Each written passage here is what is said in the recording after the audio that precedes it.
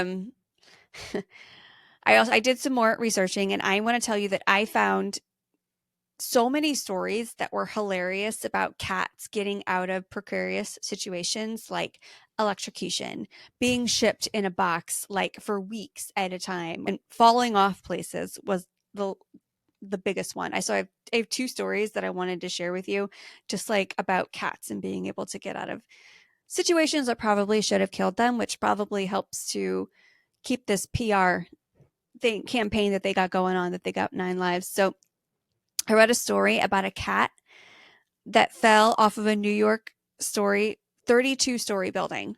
Whoa. Yeah, fell off the building and landed on its belly, like kind of like spread eagle like that.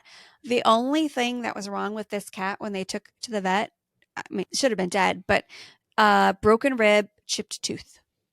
Wow, that's amazing. Isn't that crazy?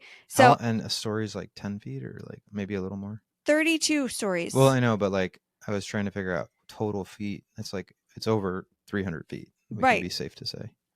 Yeah. Oh, That's I see what you're that's saying. crazy. Yeah. That's an insanely high. Should we see if Stanley can do it? Just kidding, Stanley. Just kidding. So I was thinking, I was like, how does that even happen? Like how I've seen Stanley fall off of things and like he like twists himself, you know? So I was like, how do they know to do that? And so I actually Googled terminal velocity, and I'm gonna dumb this down like I had to do for you, for my dumb brain, and Okay. for everyone else. So terminal velocity basically just means like when you're falling, gravity is obviously pushing you down. And at some point when you're falling, there's no like measurement or anything, but the air that's pushing you up as you're falling starts to equal the gravity force that's pushing you down. And that's when you reach terminal velocity. Okay. And when that happens in a cat's brain, again, a bunch of science stuff, they can somehow understand that they're falling and that's happening, and they can twist themselves so they land like cats on all fours, like a parachute, Wow. like that. I know. And then So that's their what brain just like kicks in and says start twisting yeah, a certain way and then yeah. Cats, man.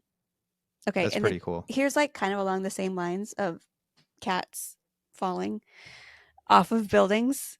So it there's a place in Belgium called Kattenstedt, and there's a festival around it because what used to happen back in the 1800s was they would store wool up in the belfry tower, like high up in the belfry tower, um, basically to keep it away from like rodents. They would store it for the winter, Okay. and they would employ, for lack of a better word, cats to like monitor the wool so that rodents didn't come Okay. and eat it.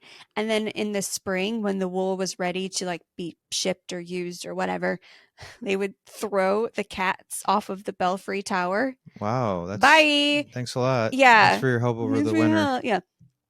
So Nice people. I know, right? They have a whole festival around this in Belgium. Um, Around them throwing. I'm assuming they don't do this anymore. It's not like the festival where they throw the cats off. Sure. It's just like a remembrance thing. Sure.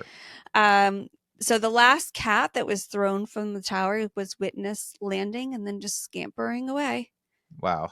Do do do do do. Yeah, I don't know. It's kind of funny. So people come to the festival dressed as like cats and witches, and oh, it's just a good time to be had And by that's all. that still happens. That still happens. That's You want to that's go?